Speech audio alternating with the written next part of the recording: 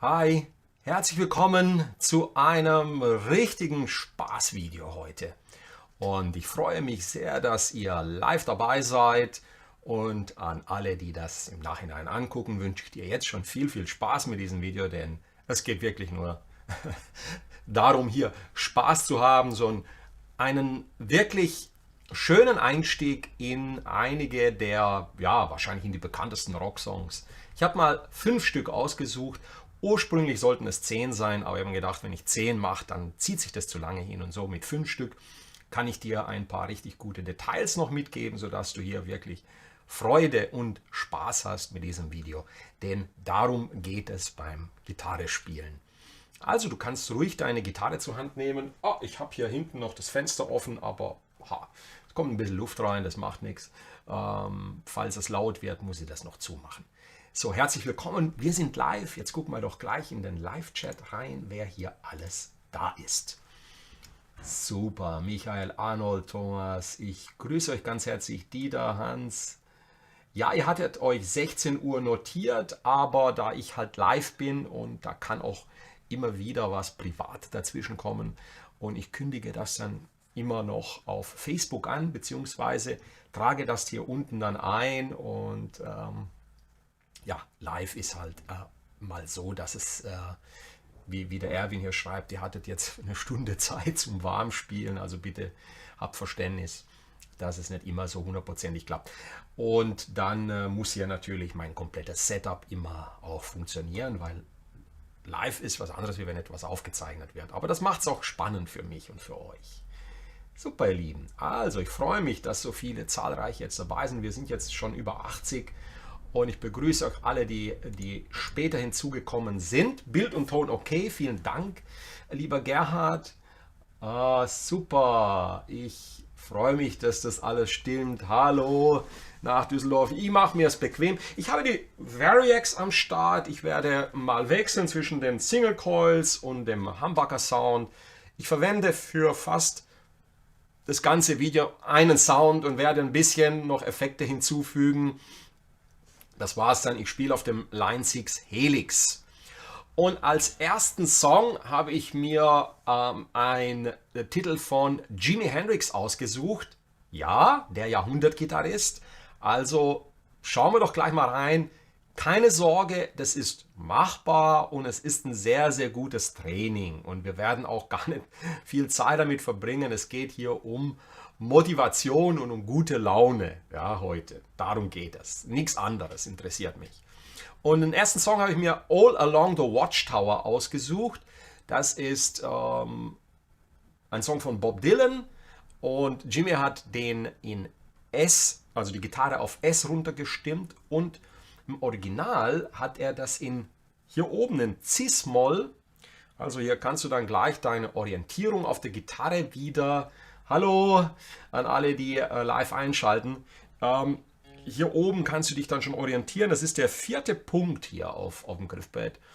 Und hier haben wir dann die Akkorde Cis-Moll. Das ist ein Barré. Das Coole ist, man kann das auch mit Power Chords spielen. Das klingt auch sehr cool. Aber vielleicht hast du den Wunsch, das zu lernen. Und hier oben sind die Barrés ja leichter. Also wir haben also Akkorde. Jetzt gehen wir doch gleich mal in das Schaubild. Ja, Marcel schreibt, gleich bei Watchtower checke ich den Anfangsrhythmus nicht. Den werde ich dir jetzt gleich mal vorspielen. So, ich habe den Helix am Start. Das seht ihr hier, wenn ich als umschalte, dass als das Bild ein bisschen dunkler wird. Wenn mein Gesicht also ein bisschen eingefärbt ist in so kältere Farben oder mal rötlichere Farben, das sind dann die 2 Monitore von mir und da wechseln dann die Kameras, da wechseln dann, ich lade euch auch mal ein, so hinter die Kulissen mit einem meiner nächsten Videos, sodass ihr dann da eher noch einen Einblick, ich ziehe das mal ein bisschen nach hinten. So, und was haben wir hier? Also, wir haben ein Intro, wir haben im ganzen Lied die Akkorde B, Cis-Moll und A-Dur, das ist einmal hier. Und was wird gespielt? Das hier. Hier oben kannst du das erkennen. Ich gehe mal hier aufs PDF. Hier kannst du das Intro erkennen. Es wird zweimal gespielt. Zweimal B, beziehungsweise im Deutschen H im 7. Bund. 4-mal Cis-Moll. Also das ist dieses. Ja. Dann geht er wieder auf das H, spielt es zweimal. und 4-mal ein A-Dur-Akkord. Also, wie klingt das dann?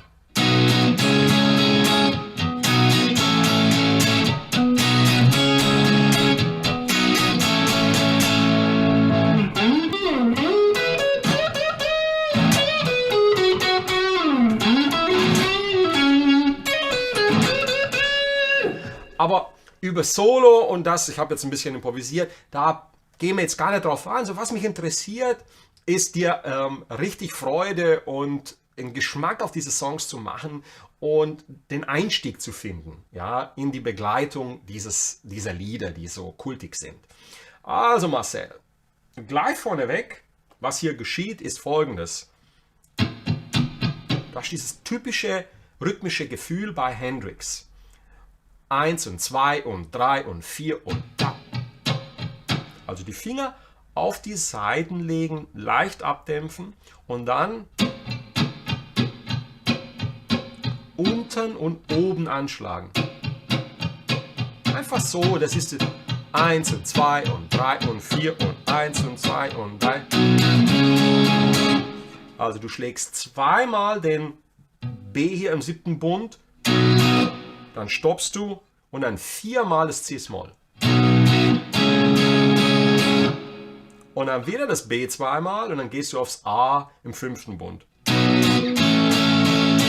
Das ist dieses berühmte Intro von Jimmy.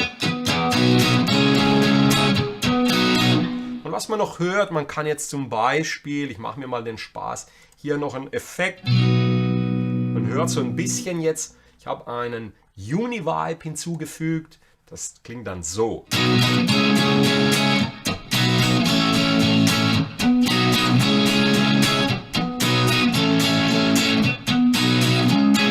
Und dann, so das ist dieses Intro, das wird so in dieser Form zweimal gespielt. Und was dann folgt, ist die Akkordfolge Cis-Moll, H und A permanent durch das ganze Lied. Das steht auch hier Repeat Entire Song. Also hier brauchen wir dann gar keine Akkorde mehr hinschreiben. Deswegen habe ich auch das Lied ausgesucht. So, und das ist dann hier ein Barré im 9. Bund. Und deine Finger greifen hier oben die E-Moll-Form. Die E-Moll-Form hier im 9. Bund. Cis-Moll. Hier hast du die Note Cis. Dann gehst du in den 7. Bund. Und der gleiche Griff. Und dann fügst du hier unten noch den Mittelfinger hinzu. Das ist dann ein H bzw. im Englischen ein B-Dur. Denke dran, wenn du das Lied jetzt lernst, wenn du es dann hörst, wirst du dich wundern, warum ist das jetzt ein Halbton tiefer? Der Grund ist einfach, Hendrix hat, wie viele in der Zeit, die Gitarre einen Halbton tiefer gestimmt. Das wäre auch mit der Variax gut machbar. Wenn ich hier zum Beispiel, das kannst du jetzt hören, so klingt das dann, wenn ich das einen Halbton tiefer stimme. Aber ich bleibe in der Standardstimmung, weil nicht jeder will hier mit den Tunings groß experimentieren. Okay? Also, was du dann in der Strophe hast, ist, beziehungsweise im ganzen Lied, ist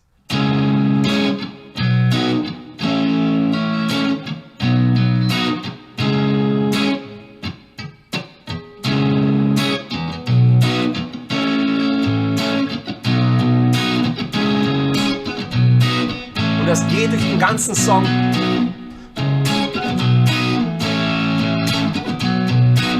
There must be someone out of here. Sell a joker to deceive.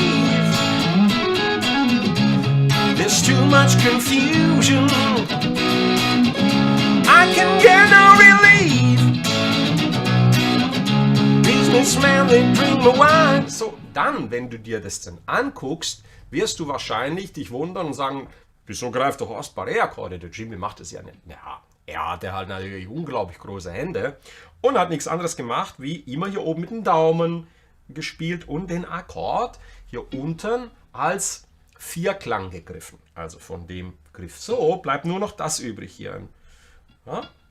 Der Ringfinger im 11. Bund auf der D-Seite und die 3 Finger im 9. Bund. Dann kommt der Daumen hinzu und Ich habe keine großen Hände, weil Jimmy konnte mit dem Daumen 3 Saiten runtergreifen und konnte dann wie so einen doppelten Barré machen. Und wenn ich das jetzt länger mache, dann bekomme ich Schmerzen hier im Handgelenk. Ich schaff's oben.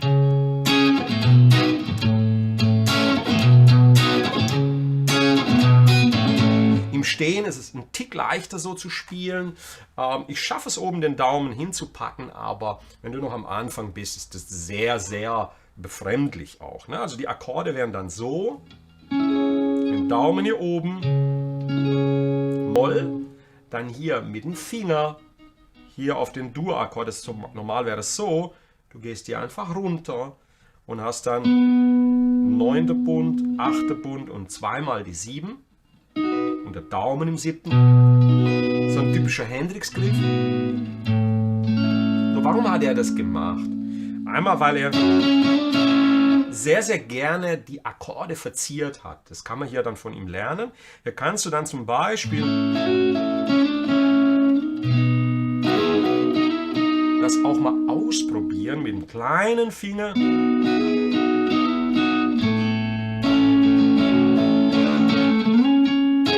Und dann hier oben beim Cis-Moll befindest du dich dann auch gleich in der richtigen Tonika und hast hier dann die Position 1 der Pentatonik, Moll-Pentatonik, Cis-Moll.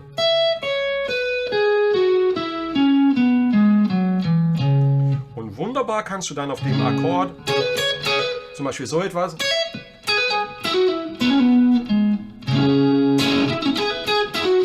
ein Hammer-on Pull-off.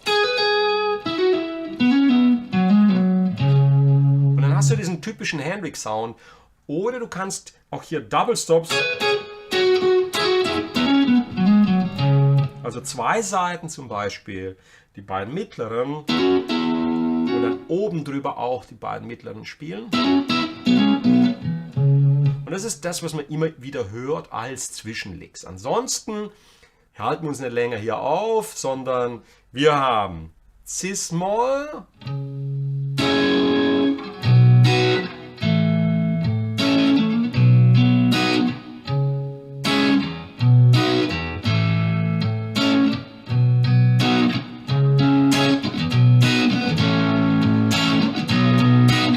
no reason to get excited.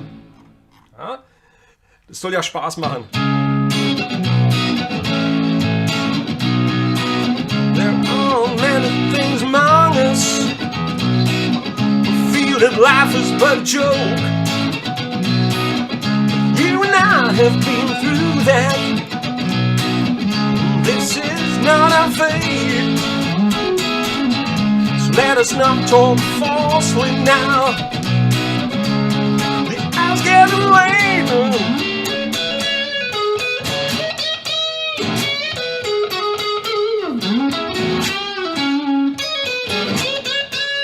Er beginnt diesen Lick in der zweiten Position der Pentatonik, slidet hier auf die 13.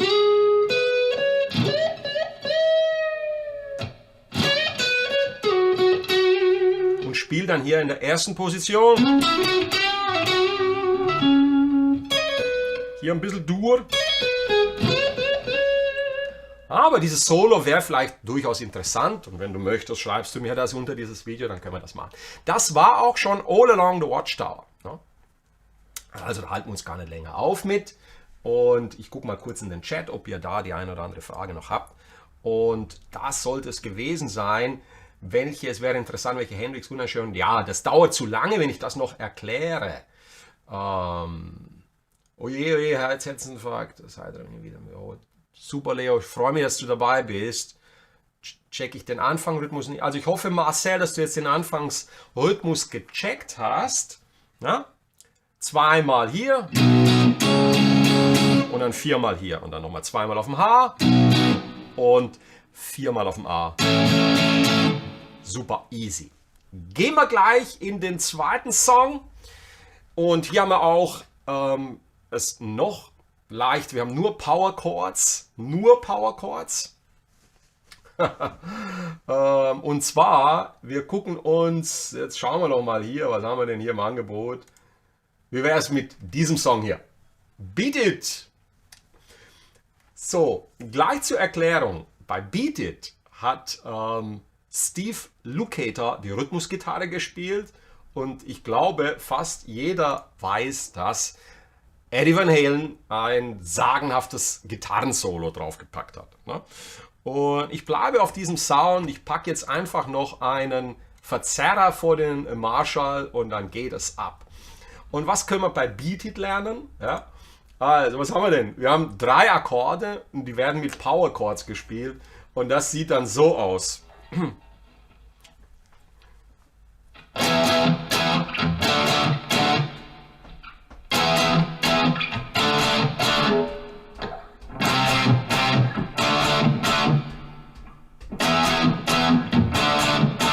Und das war es auch schon, was die Begleitung angeht. Dann haben wir im Intro noch das.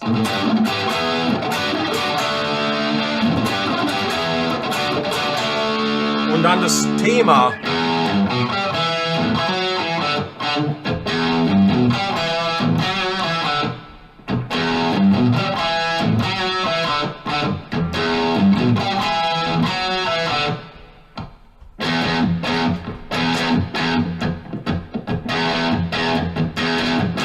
Und natürlich das Wahnsinn. Aber ich halte mich jetzt nicht mit dem Solo auf, das wäre ein anderes Thema.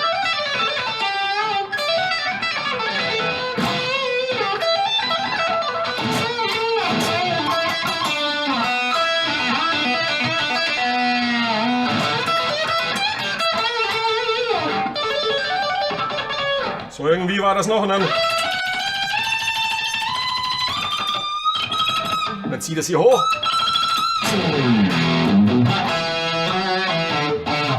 Also gucken wir uns schnell, wir halten uns nicht lange auf mit Beat It, wir gucken uns schnell an, was hier los ist.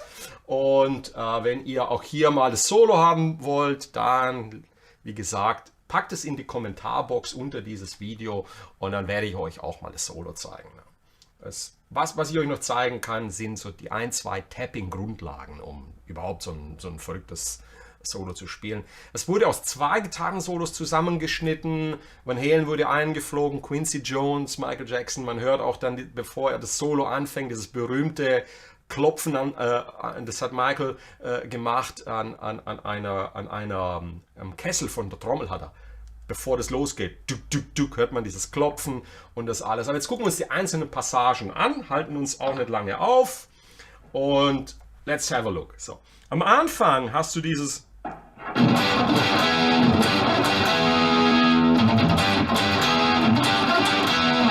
So, ich gucke mal noch kurz ins Tuning rein, ob die Gitarre noch top gestimmt ist. Das ist nämlich ganz wichtig bei den Videos, dass es dann auch super klingt. Also, was machst du? Du spielst im 12. Bund und im 9. Bund einen Double Stop auf der D- und auf der G-Seite. Und du hast so ein bisschen einen funky Rhythmus. Und dann wiederholt sich dieser Rhythmus, den du hier gespielt hast, von 12 auf 9 im 7. Bund auf der H- und G-Seite und dann oben drüber auf der G- und D-Seite. Also ohne den Groove. Das sind die Double Stops. 12, 9, 7, 7. Und dann hast du diesen Effekt.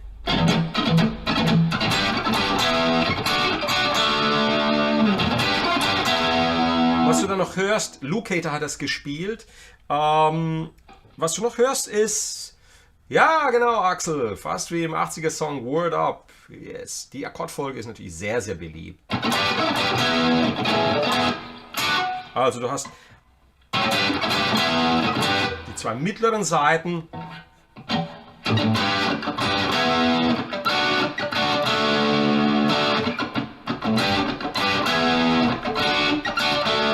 Das ist so funky.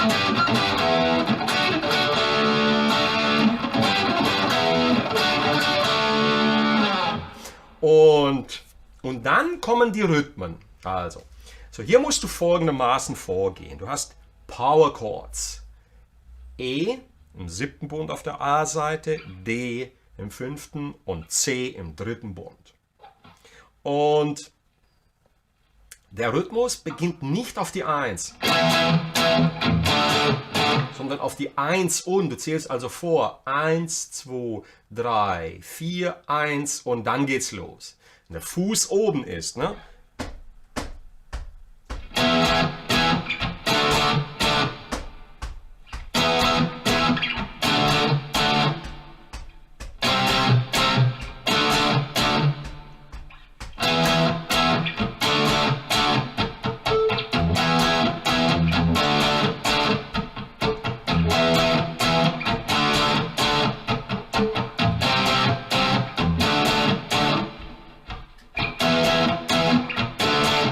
Ich habe 1 und 2 und 3 und 4 und 1 und.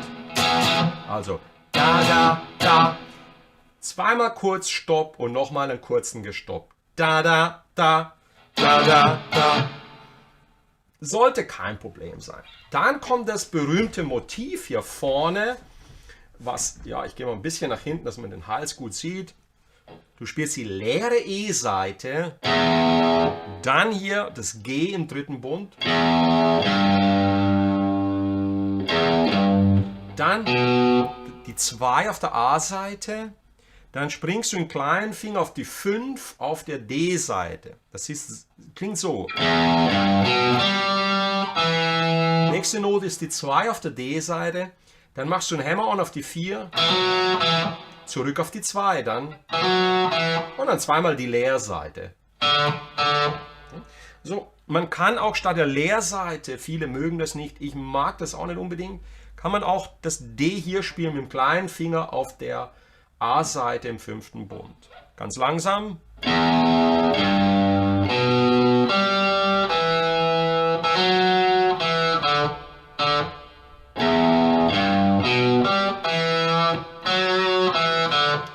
Und das D am Ende hast du einmal doppelt und dann ein einzelnes D. Ich spiele es jetzt mal mit dem kleinen Finger hier, dass du das auch siehst.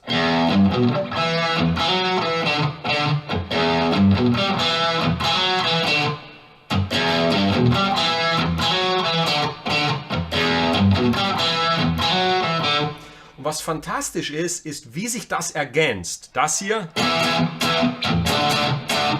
also der Rhythmus mit den Power Chords und was dann die Gitarre spielt als Thema.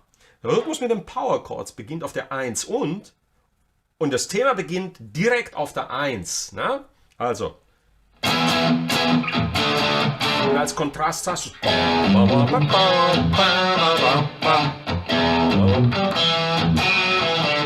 Ja, fast wie bei Pretty Woman. Genau. Das haben wir schon bei Pretty Woman geübt. Egal, ja, es ist ganz, ganz ähnlich. Ne? Also, du siehst, Themen wiederholen sich. Hier ist ein Rocksound drauf. Steve Lukather hat 1983, glaube ich, kam Thriller raus. Hat damals 7 Grammys gewonnen und ist, glaube ich, das meistgespielte und verkaufte Album aller Zeiten. Man hat die besten Musiker, Steve Porcaro am Schlagzeug, der Schlagzeuger von Toto hat das Schlagzeug gespielt, Steve Lukather die Gitarren, also was will man denn mehr? Und dann holt man sich noch den besten Rockgitarristen aus der Zeit, Eddie Van Halen, an die Gitarre, Mitte 20, damals, Mörder-Solo hingelegt, fantastisch, und schon hast du eine Nummer 1 Hit. Ne? Also, ihr seht, es macht mir Freude und viel mehr ist hier nicht, also nochmal die einzelnen Parts, bis auf das Gitarrensolo.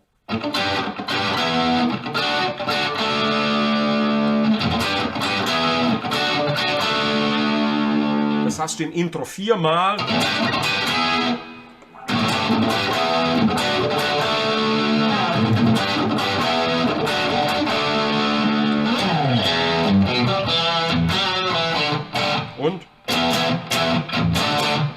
Und das ist der Groove. So, das war auch schon die Begleitung von Beat It. Man hört im Hintergrund noch die ein oder andere Gitarre, die das Motiv doppelt hier unten, ein bisschen mit Leerseiten. Aber wir können eine spielen und wollen Spaß haben damit. Darum geht. Das war Song Nummer 2. Und Song Nummer 3 ist ein absoluter Knaller, den ich über alles liebe und der so, ja, so geil auch klingt. Ich kann es gar nicht anders sagen. Ne? Ich glaube, bevor ich ihn anspiele, ihr erkennt ihn schon daran, dass mich hier noch ein paar Sachen richten, dass ich dann hier am Start bin, richtig. Ne? Und zwar, ihr solltet ihn erkennen an diesem Sound. Mal gucken, ob ihr das jetzt checkt.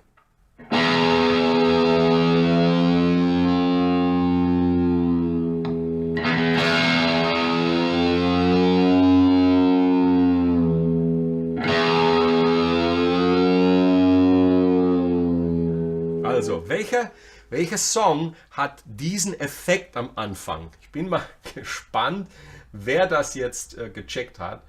Und das würde mich sehr, sehr interessieren.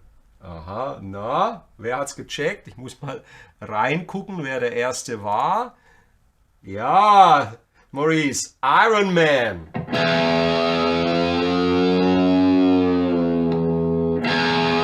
Ja, genau.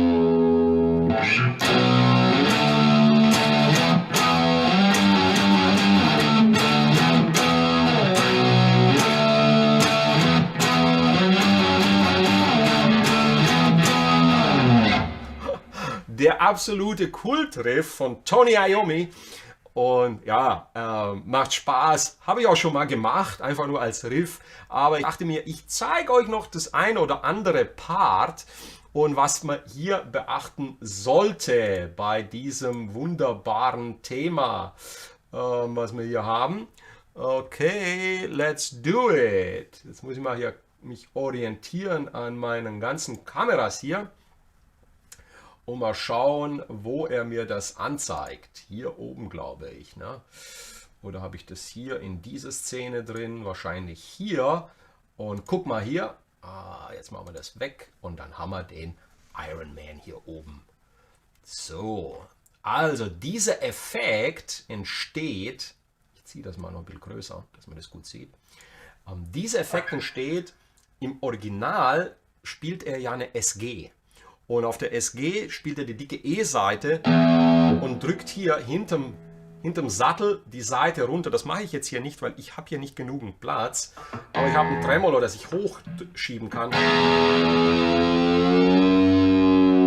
Man könnte das E hier auf der D-Seite noch mitnehmen. Dann klingt es noch unheimlicher.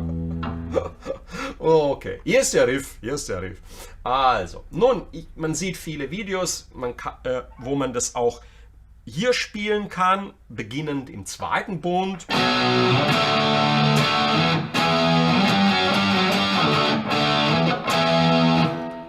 Tony Iommi bevorzugte in seiner Spielweise, das hört man auch bei Paranoid, beiden dicken Seiten, also die dicke E- und A-Seite. Deswegen wundert euch nicht, wenn ich es hier spiele. Also wir sliden von 7 auf 10. Das sind einfach Power Chords mit 2 Fingern. Kein großes Geheimnis. Und dann spielen wir wieder die 10, gehen wir auf die 12, spielen das zweimal. Und dann haben wir hier diese Slides. Du spielst die 15, slidest runter, nochmal anschlagen runter und dann slidest du von 15 auf 10 runter und dann spielst du nochmal einen Slide von 10 auf 12. Hier oben werden wir uns das jetzt markieren. Oh, sorry. So, bleib hier. Natürlich muss ich es hier markieren und los geht's.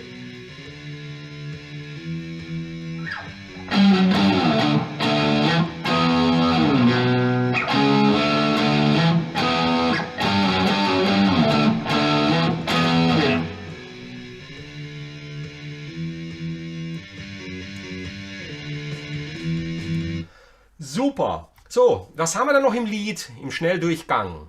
In den Strophen haben wir dann nicht den fetten Riff von gerade eben und den kannst du problemlos üben und lernen mit den 2 Fingern.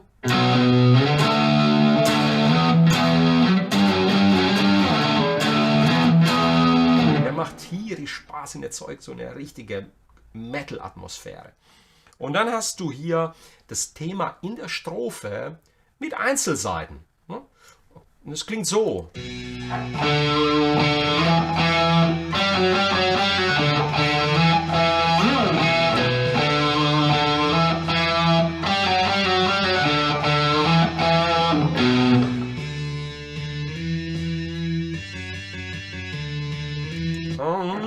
Also langsam.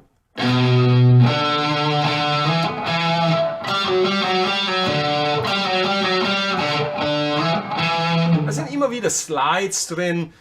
Kann man sliden. Auch ein Hammer-on machen, aber die Slides sind etwas Typisches in seiner Spielweise. Okay? Also man kann auch so spielen. Ich glaube sogar, dass es wahrscheinlich das D hier oben spielt, weil er bevorzugt die dicke E-Seite für diesen fetten, cremigen Metal Sound.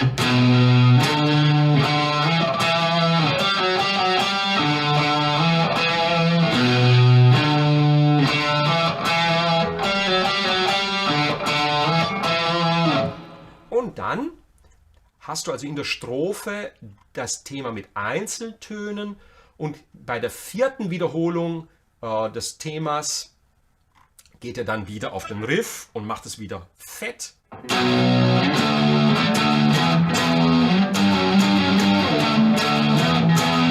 So richtig fett und dann wiederholt sich das.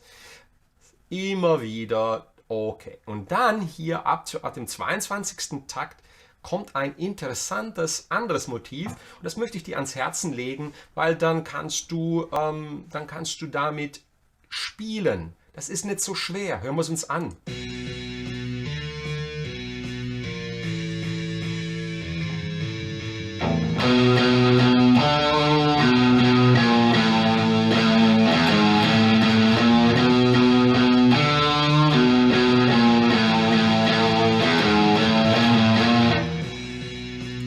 Also.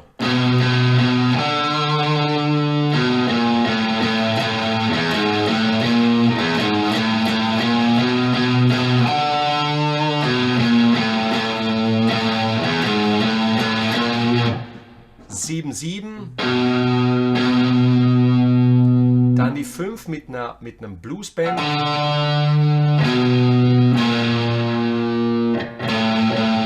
Dreimal die 5, dann die Leerseite.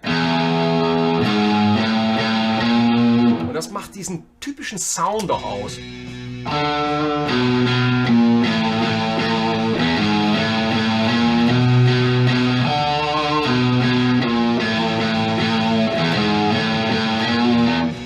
Super Motiv, dann geht es wieder in den Hauptriff. So, all das wiederholt sich dann im zweiten Vers und im zweiten Chorus und dann wird es interessant, erst wieder ändert sich hier was und zwar kommen dann nach dem D-Chorus werden die Akkorde hier gehalten und es kommt ein super Motiv, also nach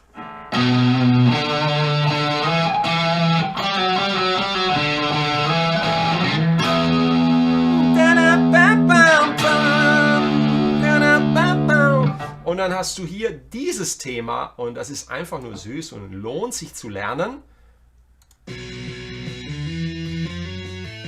Ah, super, oder?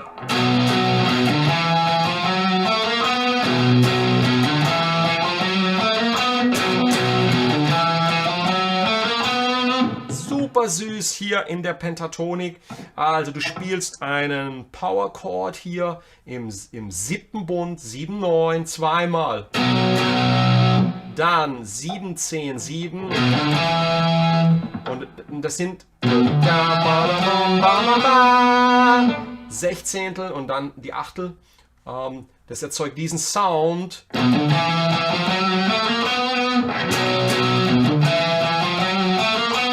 Und dann wieder.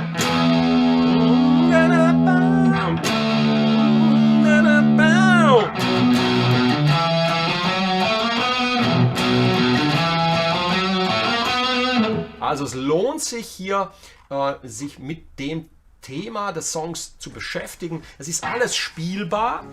Und was dann noch kommt gegen Ende, und dann sind wir auch schon durch, ist nochmal ein sehr, sehr cooler Riff hier, oder Lick, nennen wir ihn einfach Riff, hier im ersten Zwischenspiel vor dem ersten Gitarrensolo. Das Gitarrensolo ist übrigens ganz toll pentatonisch auch machbar. Und hören wir uns das mal an, wie schön synkopiert dieser Groove hier ist.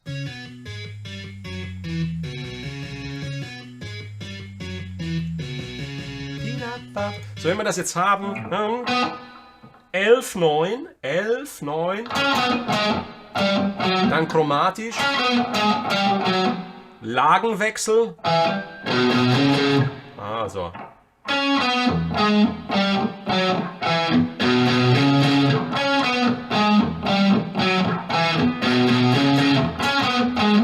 Also, hier. Zusammen mit Ba.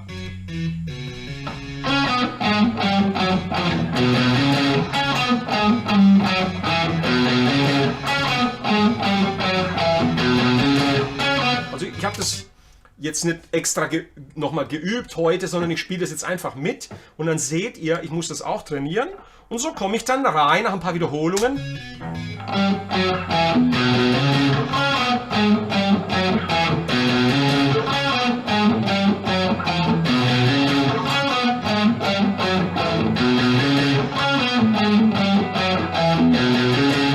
Und dann baut er dadurch auf zum Gitarrensolo. Und wenn ich jetzt so etwas spiele, dann hast du vielleicht gesehen, ich habe keinen Wechselschlag gepickt, sondern weil ich diesen Rhythmus mit der jeweiligen Pause zwischen den Tönen halten möchte. Und wenn du so etwas lernst, dann empfehle ich dir, den Rhythmus zum Beispiel mitzusingen.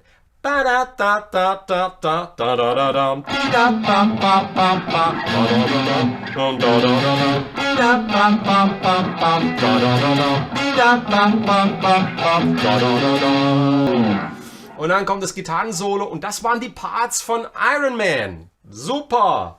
Ich wünsche dir auf jeden Fall viel, viel Spaß damit. Ich gucke mal kurz in den Chat rein.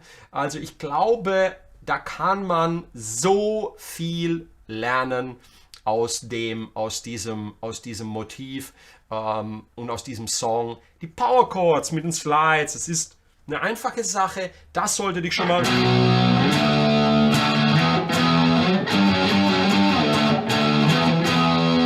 motivieren.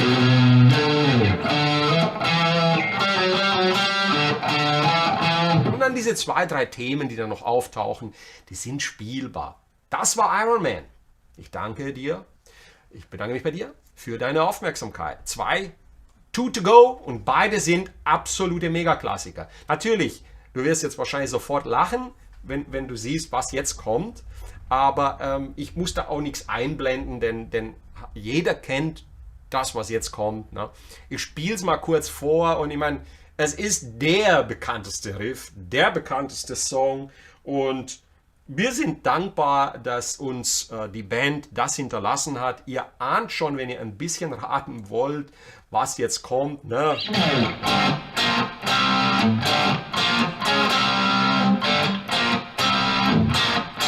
Es geht einfach nicht. Also wenn du jetzt noch am Anfang bist und einsteigst in solche Songs und in die Rockgitarre, es geht gar nicht anders, wie dass du kommst an dem Song nicht vorbei. Also das ist mein Smoke on the Water. Wer hat nicht damit angefangen? Wer hat das nicht gespielt? Ne?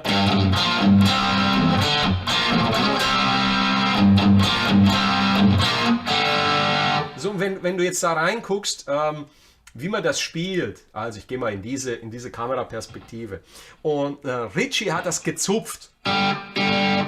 Also, ja, du kannst es mit den beiden Fingern zupfen oder mit Daumen und Zeigefinger, was dir besser. Ich habe das Plektrum hier im Finger drin hängen, wie du sehen kannst. Hier, ja, so und ich kann es trotzdem, ich habe mir es halt so angewöhnt. Manche halten so und zupfen also normal und zupfen dann mit diesen beiden Fingern. Und dieses Gezupfte bei den Power Chords hier an der Stelle führt dazu, dass ja, du diesen ganz präzisen, fast schon nicht so harten, fast schon akustischen Sound hast.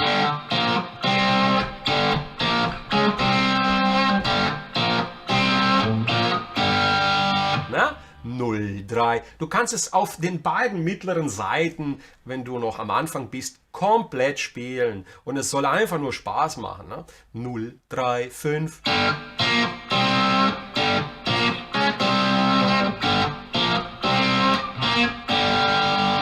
Oder statt den beiden Leerseiten kann man so spielen, dass man hier im 5. Bund die A- und die D-Seite spielt. Ne? Hier oben. Ne? Ich gehe einfach hier rüber dann in den 6. und wieder zurück.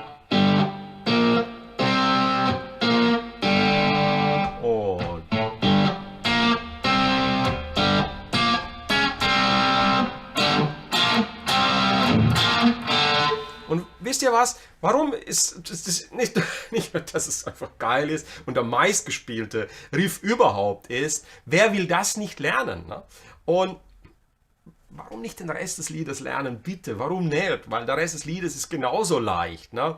Und wenn du das immer entspannt und mit Freude angehst, dann kannst du den Rest des Songs auch lernen. Ich zeige dir den jetzt mal, wie cool der klingt und wie einfach der ist. In der Strophe hast du die Power Chords G, also mit 3 Fingern gegriffen, hier 3, 5, 5 und F. Und du spielst den Power Chord leicht abgedämpft nach unten. Ja? Also abdämpfen hier mit deiner Handkante vor der Brücke, ne? Oder hier bei meinem Tremolo, genau hier, so direkt davor, sodass es so klingt und nicht so.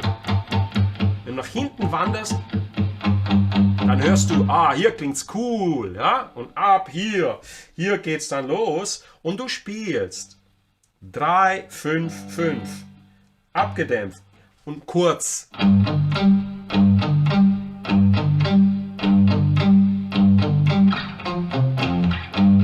Und hier gleich ein Kniff, den ihr vielleicht so noch nicht gehört habt. Also ich spiele we all came down to Montreux on the Lake Geneva shoreline. Na, du hast also 8 Durchgänge mit dem Power Chord. 1, 2, 3, 1, 2, 3. Du machst es 5-mal hier. Dann gehst du bei der 6 auf F, spielst es einmal hier und wieder zurück und spielst nochmal 2-mal hier. Also lass uns zählen.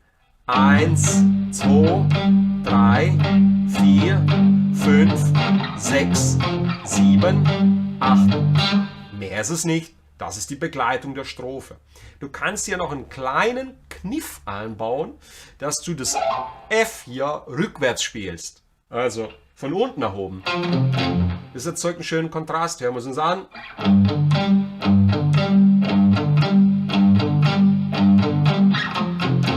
Also 2, 3, 4, 5, 6, 7, 8. Okay?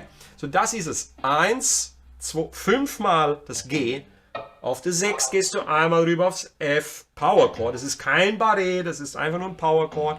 Nur hier, erster, dritter und nochmal der dritte Bund. Okay, also kein Barré machen. Einfach nur hier oben greifen und den Finger entspannt. Die Schwierigkeit ist, wenn du dich nicht entspannst und permanent Druck ausübst, dann bekommst du einen Krampf bei dem Ding. Also immer wenn ich spiele und du auf meine Hand guckst, dann siehst du, ich hoffe, du kannst es sehen hier unten an meiner Hand, dass ich den Muskel entspanne. Also ich spiele einmal und dann entspanne ich das, okay? Weil sonst bekommst du einen furchtbaren Krampf. Das möchtest du vermeiden. Okay? Also, dann im Refrain, dann kommt Smoke on the water und dann ein G, Fire in the sky. Und was spielt die Gitarre hier? Du greifst einen C-Power Chord und spielst dasselbe wie in der Strophe, aber im halben Tempo. Einmal, dann gehst du hoch, aber in den 4. Bund. Das ist ein Gis oder ein Ass. Ja? Du darfst es nennen, wie du möchtest. Und dann spielst du das hier auch im halben Tempo. Okay? Und dann, was dann passiert, ist, du hörst, die Gitarre macht dann.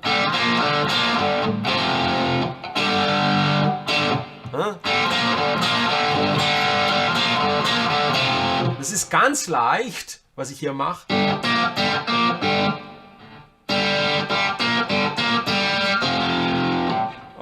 Mit Single Notes hörst du das besser.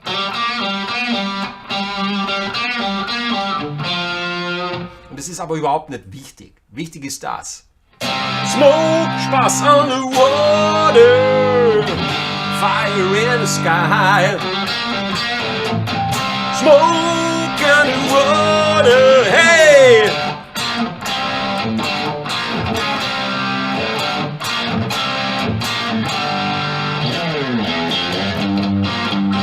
Und für die ganz Fortgeschrittenen, ihr könnt den Daumen hier aufs G machen und dann im Plektrum.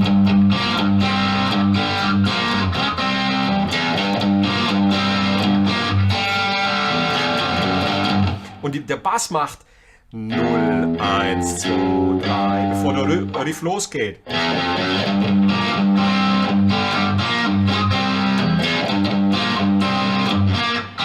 Aber nur so als Spaß bitte. Just have fun with it. Ne? Das sind so Sachen, da musst du einfach Freude dran haben und Spaß. Ne? Also nochmal, die Strophe, weißt du jetzt, wie es geht, da halte ich mich nicht länger auf. Ich habe den Riff auch schon ein paar Mal gespielt. Und dann im Refrain hast du C. Und du machst halbes Tempo. Smoke on the water, fire in the sky. Ganz einfach hier einen G-Power-Chord greifen. Oder was die machen, ist, dass sie den Akkord so greifen. Das sieht so aus. Hier, das einfach runter in den dritten Bund auf der H-Seite und die leere G-Seite mitklingen lassen.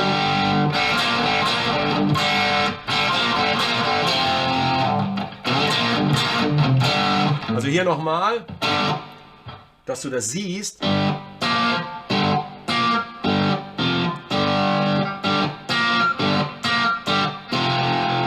Das ist der Riff dazwischen. Das ist, ja, okay, diese Verzierungen sind das halt, ich weiß, ja. Na, okay. Ich mach's gerne mit Leerseiten.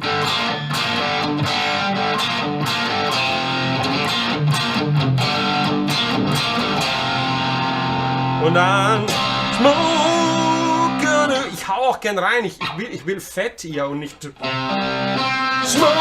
on the water, hey!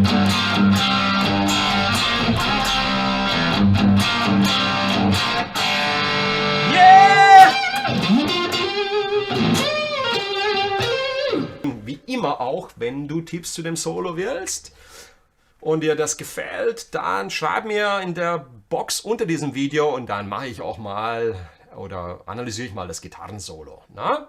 Der Stream bleibt natürlich auf YouTube immer. Also der Livestream bleibt im Nachhinein auf YouTube. Ich habe noch einen Song und den gehen wir jetzt schnell durch, damit wir vielleicht es schaffen, unter einer Stunde zu bleiben. Das wäre super. Das war Nummer 4, Smoke on the Water. Ich wünsche dir wahnsinnig viel Freude mit diesem Riff. Hier ist mein wichtigster Tipp. Immer, wenn du so viele Power Chords greifst, immer entspannt spielen, okay? Nicht dich selbst unter Druck setzen und immer wieder die Finger lockern. Nicht permanent drücken, weil dann bekommst du einen Krampf. Also ich wünsche dir viel, viel Spaß mit diesem Mega-Riff. Und eins habe ich noch, und das ist ganz, ganz leicht, ganz easy, hoffe ich für dich. Und da gehen wir jetzt auch gleich rein. Okay, let's do it. Yes, indeed. Das hier, Cocaine, Eric Clapton, ein absoluter Klassiker. 90% des Liedes sind die Power Chords E und D.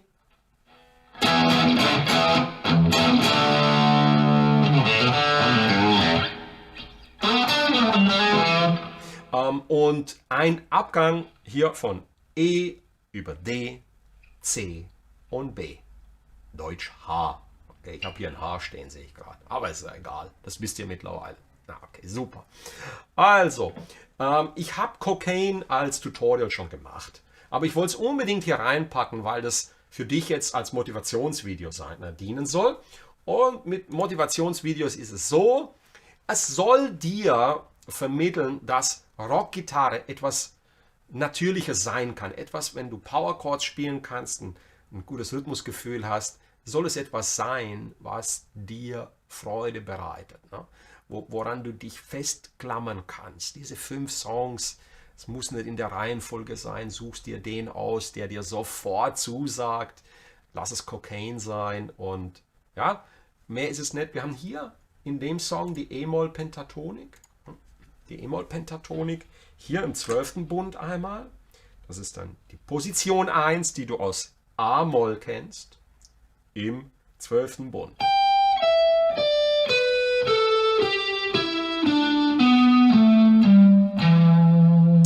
Supi. Und dann hier unten kannst du die auch üben mit Leerseiten. 3-0, 3-0, 2-0, 2-0, 2-0, 3-0.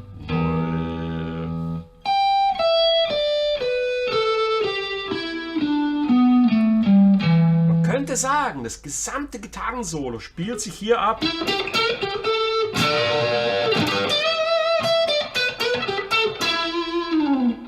Und in dem anderen Video im Tutorial kannst du dir das im Detail angucken, weil ich habe den Song schon gemacht. Und was ich jetzt dir noch ans Herzen legen möchte, ist der Riff. Und wenn du jetzt auf meine rechte Hand guckst, ich ziehe das mal ein bisschen rüber, dass du siehst, wie die sich bewegt. Kurz.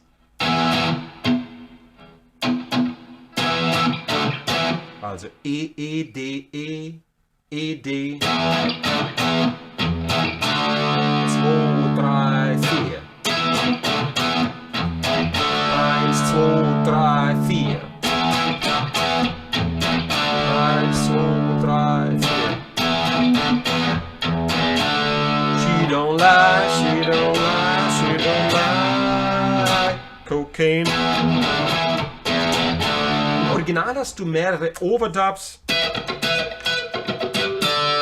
die hier so funky-mäßig, aber allein kannst du nur eine Gitarre spielen. Okay? Und im Intro hast du ein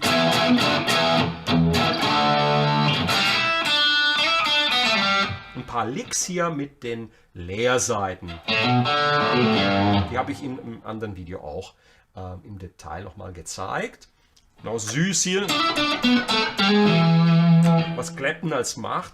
Und das ist noch ein Geheimtipp für die Fortgeschrittenen unter euch. Wenn du den C-Dur-Akkord nimmst und ihn so spielst, dass das ist die C-Dur-Form, dann brauchst du ein Barré im 4. Bund, das ist ein Capodaster, okay?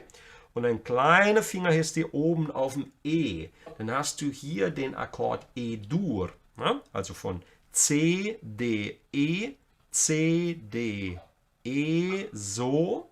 Das ist ein ganz wichtiger Griff. Vor allen Dingen so wird er oft gespielt von den Rolling Stones, kennt ihr? Der kleine Finger auf dem E. Und dann wirst du feststellen, dass hier die Dur-Terz liegt. Und wenn du jetzt in der Pentatonik hier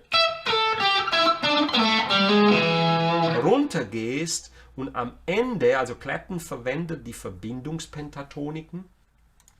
Also Clapton spielt kleine Schritte und verbindet die Pentatoniken. Wenn du mehr wissen möchtest, dann verwende die Kanalsuche nach diesem Video und gib ein Eric Clapton Verbindungspentatoniken oder nur Verbindungspentatoniken und lerne diese zwei. Man nennt diese beiden auch noch die Clapton Pentatoniken. Also schreib Verbindungspentatoniken in die Suche und schau dir diese Videos an. Die sind sehr, sehr gut und lerne diese Positionen. Das ist sehr, sehr wertvoll. Denn wenn er hier rüberkommt, so zum Beispiel,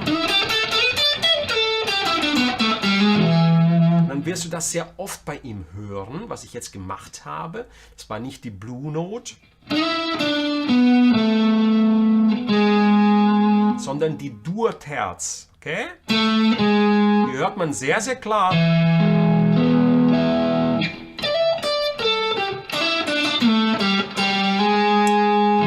Und dann die Auflösung über die Dur-Terz hier. Ich gehe in die Nahaufnahme. Das ist die Note. Man könnte auch spielen. Und hier noch die Blue Note mitnehmen, ne? Aber das lassen wir jetzt einfach mal, sondern wir machen die Dur-Terz. oder direkt. Klingt wunderbar. Hört man auch bei Jimi Hendrix des Öfteren, bei Red House, dass er das verwendet. Ja, also so ein Tipp für dich als Fortgeschrittener. Und also, was haben wir noch in dem Song außer dem Hauptriff? Den Abgang nochmal.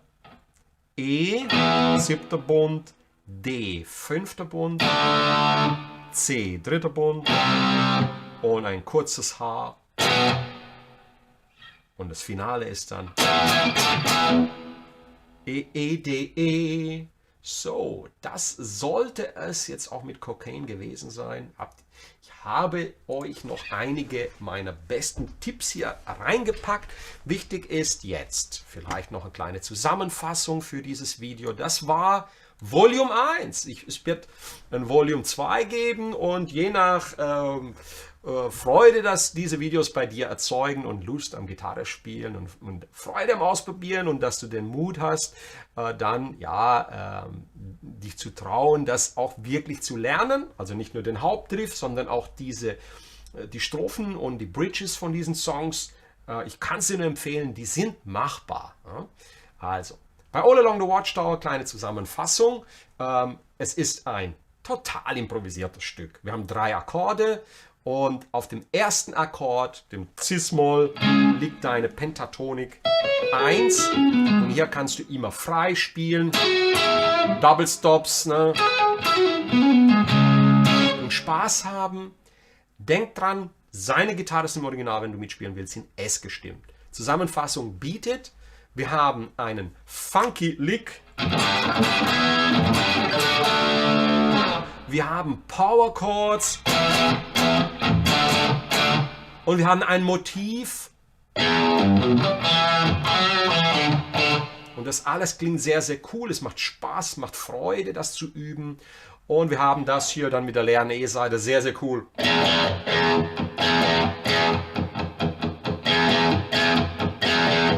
Das waren die Themen aus Beat It. Bei Iron Man haben wir geniale Parts und Themen. Also, lern das bitte. Das lohnt sich. Es ist spielbar.